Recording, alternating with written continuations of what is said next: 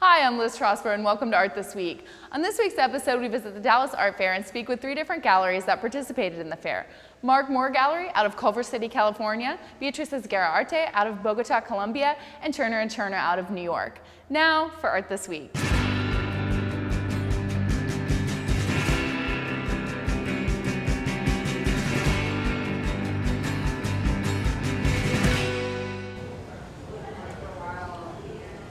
I'm at the Dallas Art Fair with Catlin Moore of Mark Moore Gallery out of Culver City. Thank you for speaking with us. Of course, anything I can do to help. Well, is this your first time at the Dallas Art Fair? This is actually our second year here, and I am pleased to say we've done very well and really enjoyed our time here on both occasions. Congratulations. Thank you. So I guess tell us a little bit about the artists that you're featuring this weekend. We tried to select a survey from our program, either of artists that are new, relatively new to the program, or artists that have exhibitions coming up either this year or even in 2015. And it's really important to us to try to reflect the eclectic nature of our program. We represent everyone from video artists to photographers, painters, sculptors, so to try to have a little bit of all of those elements here in the booth is really kind of critical to how we represent ourselves at any fair, but especially here in Dallas. Could you tell us maybe a little bit about this piece and the process involved to get us this beautiful outcome? Sure. This is an artist named Penelope Umbrico, who is based out of Brooklyn. We've represented her for about 2 years now in Los Angeles, and this is one of her most predominant bodies of work that people are very well acquainted with, affectionately called the Sun series. But the way she makes these is she'll actually go on to Flickr, the image uploading website, on any given day and go through the millions and millions of images that people have uploaded of sunsets and essentially curate unique pieces based on those images. So she's very much interested in the idea of crowdsourcing images and using existing images either from online resources or even images that she sources from books and then scans in and digitally manipulates.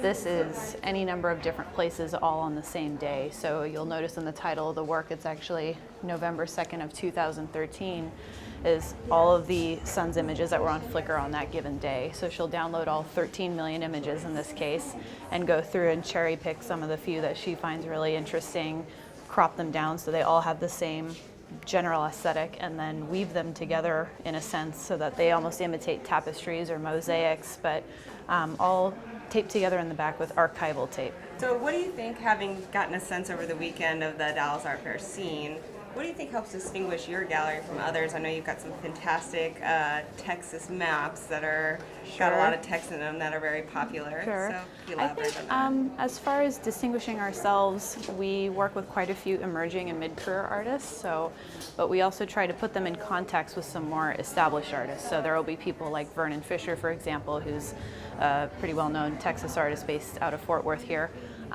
who we've worked with for over 20 years, and put him alongside somebody like Ryan Wallace, who's somebody that we've only represented for a year or so, and they actually have quite a bit conceptually in common with their work and try to present booths that facilitate that kind of dialogue. The other unique component to our gallery, I think, is the fact that we're family owned and operated since 1984. My parents founded the gallery in Long Beach in 1984, and I joined the team about 5 years ago as the director. So we try to really instill that kind of relationship with all of our artists and all of our collectors and make them feel like it's a safe place to learn about new artists and build their collections, and that's what we're here to do. Well, that's fantastic. And then it's really been a pleasure to be able to look at the art that you guys represent, and we hope to see you next year. Thank you. I hope to be back. back. Thank you for speaking with us. Of course, anytime. Hi, I'm here with Beatriz Esguerra at her booth at the Dallas Art Fair. Beatriz, thank you for speaking with us today. Thank you. So can you tell me a little bit about your gallery? Yes, my gallery is located in Bogota, Colombia, in South America, and we're exhibiting here 5 Colombian artists and 1 international artist. He is originally from Portugal but lives in London. Can you tell us a little bit about each of these artists? Sure. First we have Edgar Martins, which is a photographer living in London. Again, he's the Portuguese artist. He does long exposures of scenes where they look unreal because of the length of the exposure. They almost look, I don't know, magical. They look like toys.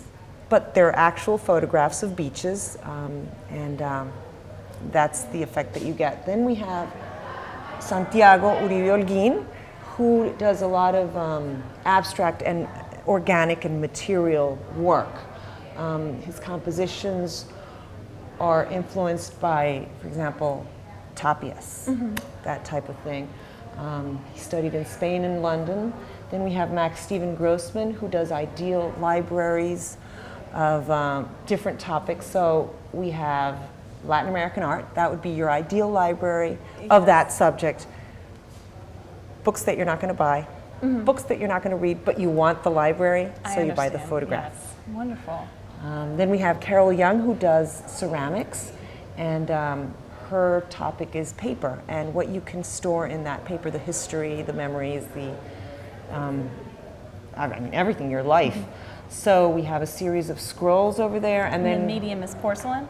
It's ceramics, yes. Ceramics. It's ceramics. And then we have the chips, which look like wood, but they're ceramic as well. Ceramics. And finally, we have Pedro Reis, which talks about displacement.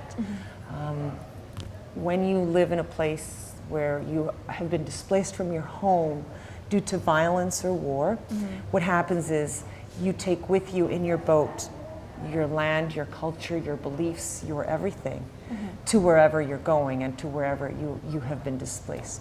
And what has your experience been so far at the Dallas Art Fair? Well, it's been wonderful. I mean, we've been here for 2 days. It's been great. It looks like a wonderful, very well attended by galleries and people fair. Very well set up, organized. It's a wonderful place to promote my gallery. Well, wonderful. We're so happy to have you here in Dallas. Thank you so much. Thank you for speaking with us. Thank you. Hi, I'm here with Rachel Churner of Churner and Churner Gallery, and we're here at their booth at the Dallas Art Fair. Hi, Rachel. Thanks for being with us. Oh, thank you. Thank you. So I'd like to ask you a couple questions about your gallery. Sure. How many artists do you represent? We represent 15 artists, actually, so it's quite a few. We're in New York. We've been around for about 3 years now. And how many artists did you bring with you to the Dallas Art Fair? We brought 3 to the art fair. Elise Adibi, who did the paintings, Nick Hornby, the sculptor, and Scott Nedrolo, who did the large pieces behind me. And Nick Hornby's work is really fascinating to me. Can you tell me a little bit about his process and his subject matter? Sure. So Nick does kind of amalgamations of different artworks. Sometimes they're famous artworks, sometimes they're just portrait busts that have been made. This, for example, is a combination of 3 different busts of muses from the Victoria and Albert Museum. So he's taken them and combined them digitally to create a single sculpture that as you move around it, you see these distinct profiles. And then it's cast in bronze in a very sort of traditional method, fitting to the subject matter. Yeah, wonderful. And in a similar process, he's done works working off of Michelangelo's The David. Can you tell me a little bit about that? Sure, yeah. He's done a piece that is up right now in Dumbo in New York. It's a public sculpture. And it is a cross-section of Michelangelo's David, sort of as if you had sliced it in half and then extruded to a single point. So as you either fly over it with a drone or see it from above, kind of from a bird's eye perspective, you see this perfect outline, the very iconic figure. And you have one of those pieces here, a smaller piece from that. We have a smaller piece from that series. Yeah, it's a profile of Michelangelo's of David's face that is then extruded sort of to a point. Yeah. Very fascinating. Well, how's your experience so far at the Dallas Art Fair? It's been wonderful. It's our first year doing the fair. Everyone's been extremely nice and super open.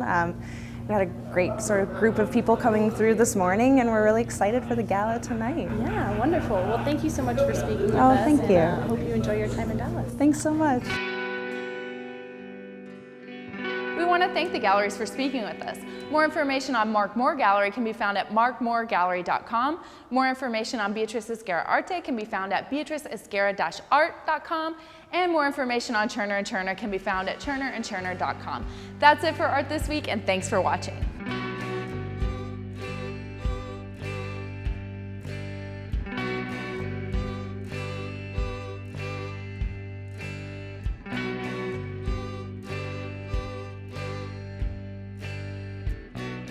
I still got your Polaroid. The thought of